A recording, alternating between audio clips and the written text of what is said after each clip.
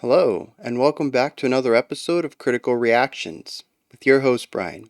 We're going to do a creator request today, which is where a band gets in contact with me and says, "Hey, you mind checking out our stuff?" And no, I usually don't. In fact, I greatly enjoy it. I have found some of my favorite albums from creator request. Today's comes from, I believe it's pronounced Bizarrekult. It says, "Good morning. Let me introduce you to my creation, Bizarrekult. Coming from Oslo, Norway, Bizarrekult is bridging the two identities of its mastermind, philosophical depth of frozen Siberian steppe, and the majestic beauty of Norwegian soil on this debut album. Bizarrekult was formed back in 2006 as a response to the chaos of the surroundings, and already with the first demo, got attention through 2,000 copy split CD release. However, following the second studio demo and then a 2-track rehearsal demo in Bergen, the project was laid on ice. Many moons have passed since then, and surviving the hardships of life, Bizarrekult is reborn in a totally different environment, incorporating the best of the two different yet somehow similar worlds." So, very cool. I do know that we're getting into some black metal. And awesome of them is they gave me a few codes to redeem their album on Bandcamp. So as long as you put hashtag Bizarrekult in your comment, you'll be eligible in the giveaway. And like I said, we'll be giving a few of these away. So if you enjoy what you're listening to and you use Bandcamp, and honestly everybody should use Bandcamp, you know, get excited for this. Enter into the raffle and see if you get yourself an album out of it. Alright, so let's dive in. The song's called Galskap, and let's go.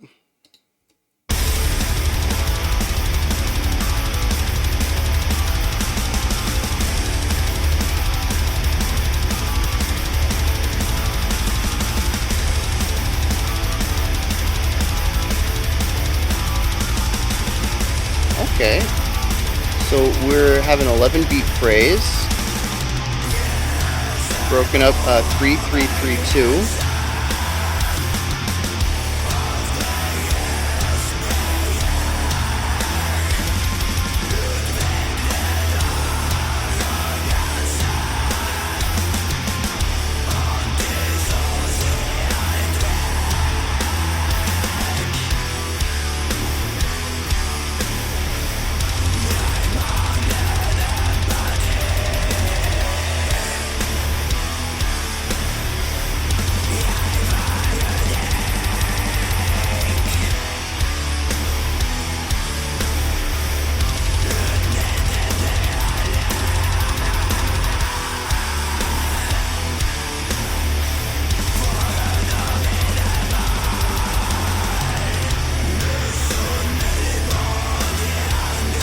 Okay.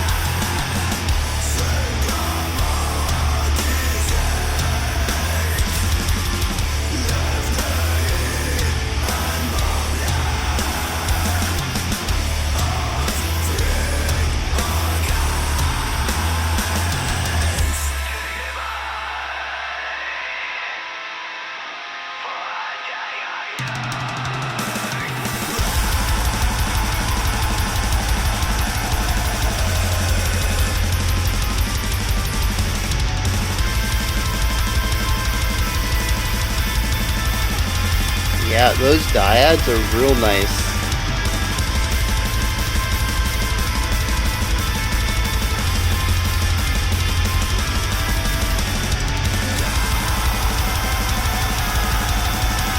Introducing a bit of dissonance there.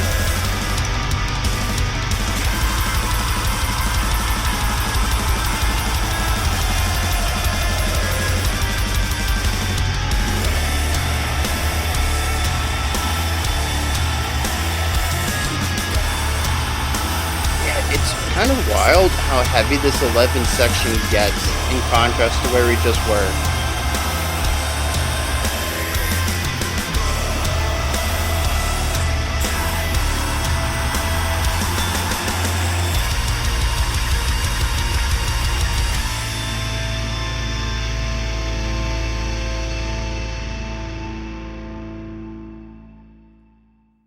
All right.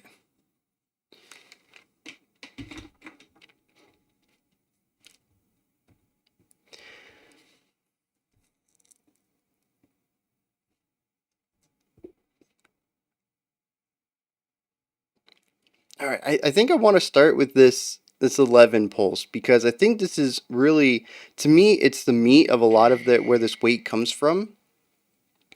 So we have this 3-3-3-2 idea, and you can really feel those threes, the boom, boom, boom, boom, boom, boom, boom, boom, boom. The two, I think, is a little.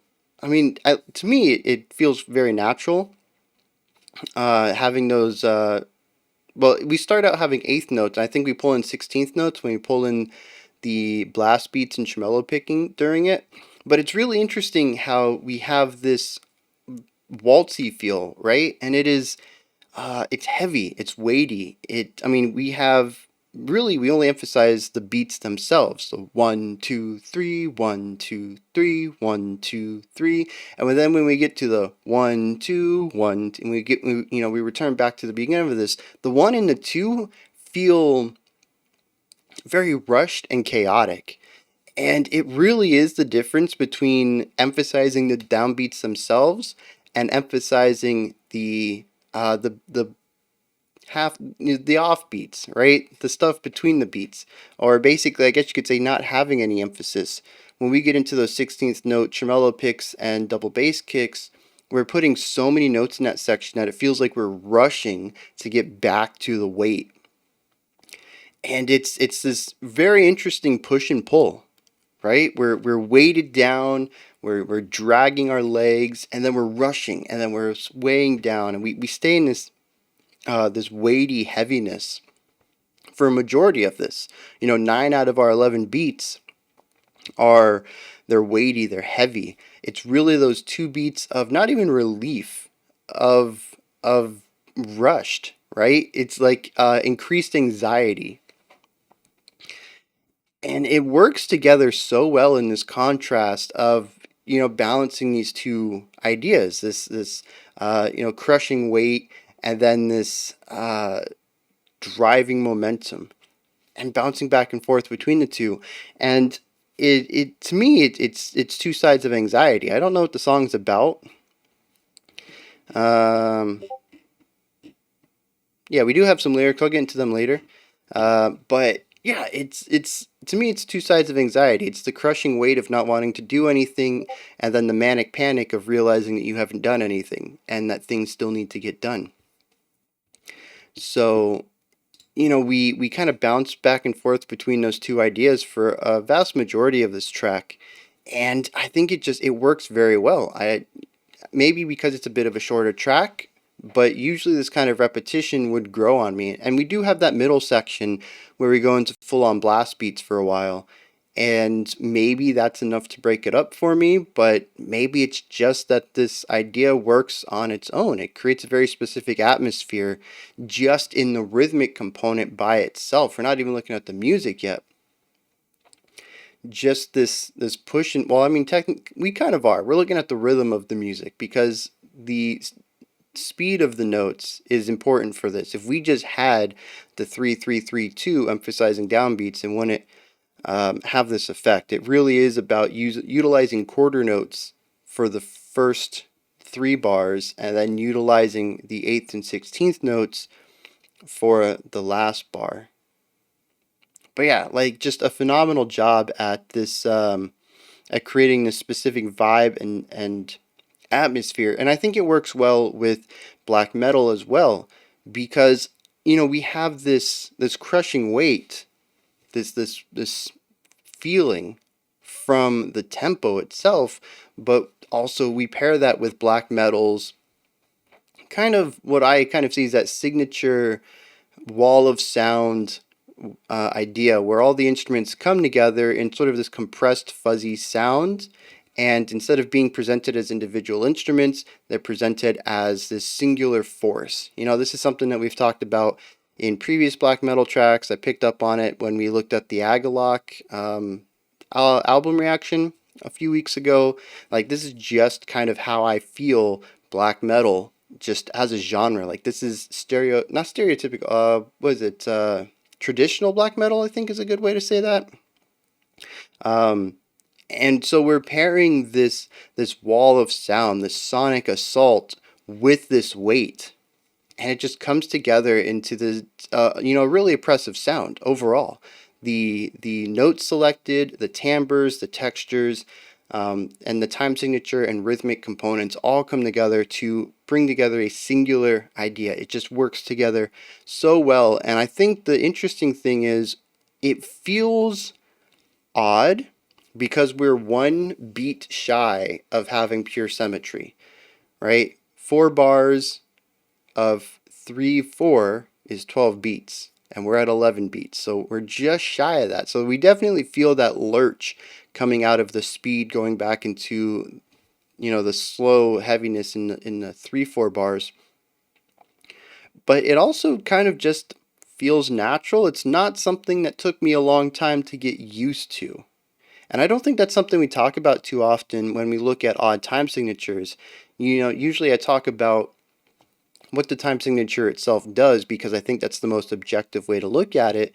But from a subjective point of view, how long it takes somebody to get used to a time signature is going to be dependent on each person, of course. But I think that the listenability of an odd metered section is a huge drive in creating a specific vibe, right? If you want somebody to feel confused in a section, you're going to make sure that your phrasing doesn't match up with your meter so that there's this constant irregularity and it just feels weird through the entire part. But here, to me at least, there's a natural extension here. Like that bar of 2/4 just feels right at the end of this phrase.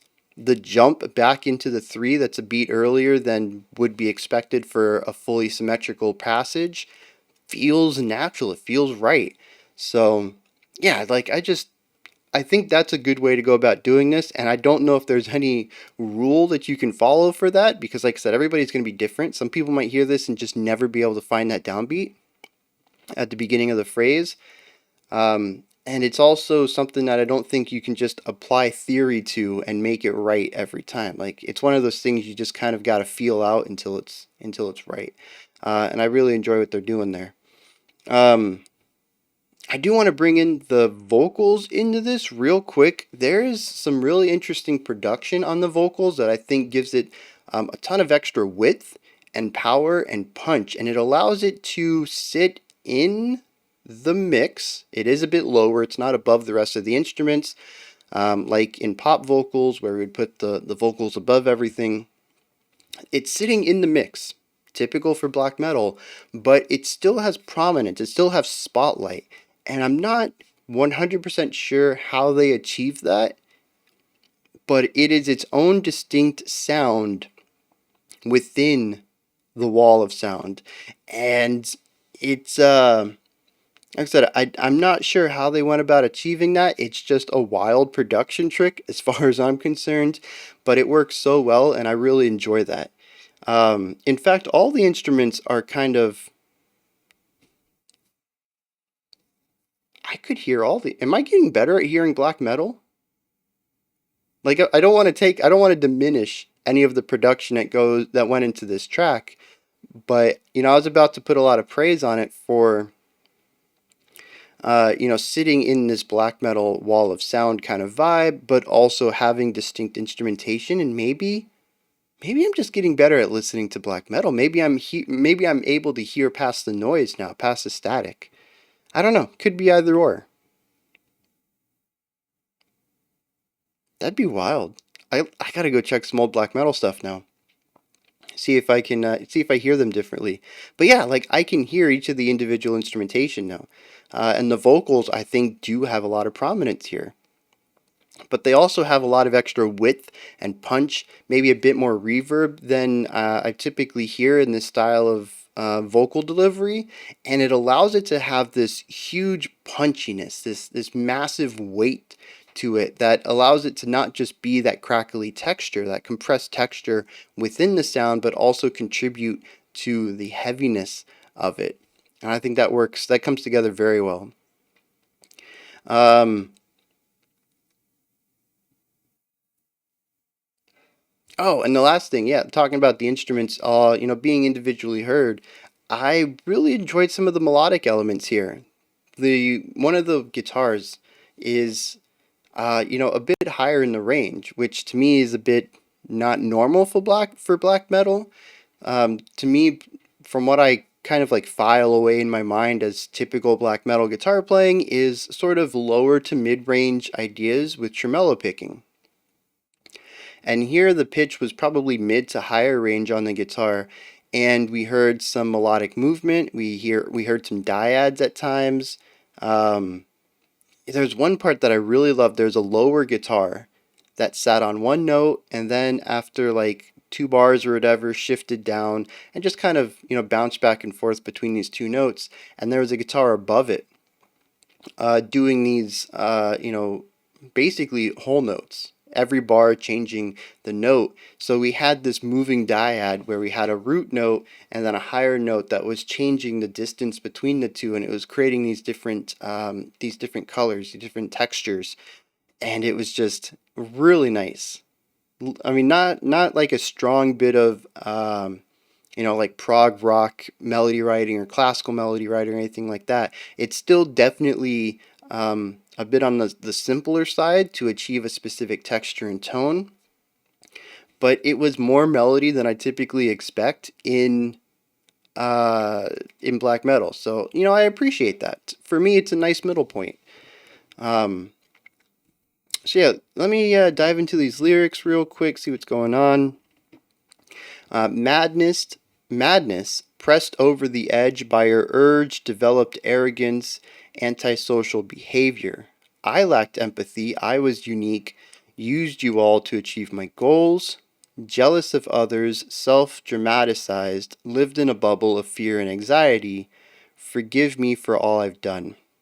My madness goes away from me. So, I don't know what exactly this is referencing, but I do appreciate the overall vibe here, right? So obviously, this person has done things in the past that hurt people, right? And they did it because they didn't have empathy, because they had main character syndrome, because they were jealous of others instead of understanding that it was a shortcoming on their part and that they should improve their life. They went about making everybody else's more miserable. Um, so it's a realization of, oh, I've been kind of a terrible person, right? Um, so forgive me, right? My madness goes away from me. I've moved out of that darkness. I understand that I screwed up. I'm trying to be a better person now. Please forgive me for what I've done. So I like this idea. I I'm curious what the opening two lines means as pressed over the edge by your urge. And then they go on to describe, what they've done. They developed their arrogance, they had antisocial behavior, they lacked empathy. Like, that all I get. It says, pressed over the edge by your urge.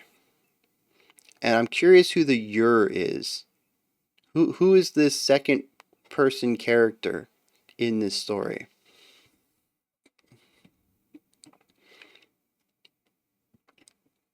But other than that, I think it's a great message. We all make mistakes, and the best thing to do is not double down on them. No matter how egregious the mistake, there's always a time for redemption. There's always a time to say, have some self reflection and move on, right? Change who you are, improve yourself, be a better person. And I like how that's here. That's not a story we hear too often. Usually, people are too far gone, right? So, I just appreciate the message here. I don't know what that has to do with the music, although, I mean, he does talk about living in a bubble of fear and anxiety, which honestly kind of sounds like a lot of internet culture right now. But uh, I like there's definitely anxiety. I even spoke about anxiety specifically in that core 11/4 riff or 11 beat phrase. I mean, I get you could write it as 11/4, and that's a nice shorthand for it. But I'd wager it's 3/3/3/2. Um, but yeah, so like there's definitely anxiety in that. There's the crushing weight, and I guess it might be like the feeling that this person has to say this out loud. You know, it takes a lot of character to come out and tell people I haven't been a good person, you know, and self-reflect and be vulnerable in front of people that you've probably wronged in the past as well, people that probably don't like you a lot right now. And to just, you know, expose yourself and say, you know, this is who I was, I'm shedding that skin, let's move on. So, you know, I guess there are some elements in the music that tie into this, but maybe it's just because I have my own preconceived notions of black metal. I talked about this in the Agalok video that because a lot of the static, I think of snow, I think of bleakness. This is sort of the opposite of bleakness. This is redemptive. So I personally have a bit of a mismatch here between the music and the lyrics, but you know, I think some of that's just me bringing my biases into it. And like I said, there are elements of anxiety in the music that I'm sure the narrator is experiencing as they, you know, do what they're doing. So, yeah, really cool stuff. As I mentioned at the beginning, we have a giveaway for this album. All you have to do is put hashtag Bizarrekult in the comments. Make sure you spell it correctly. Copy and paste it from the title of this video if you need to. And sometime next week, I will be doing a raffle, a drawing of sorts, and I'll get in contact with the winners to let them know and give them their code and give them instructions on how to redeem it on Bandcamp. Alright, those are my thoughts on Galskap from Bizarrekult. This is where you guys come in, hit me up in the comments. Let me know if you enjoyed this or not, anything that stood out to you, anything you want to add to my analysis, or anywhere that you want to point out, hey, you know, you completely missed this part. Like, yeah, I'm down for it. You know, let me know what you heard.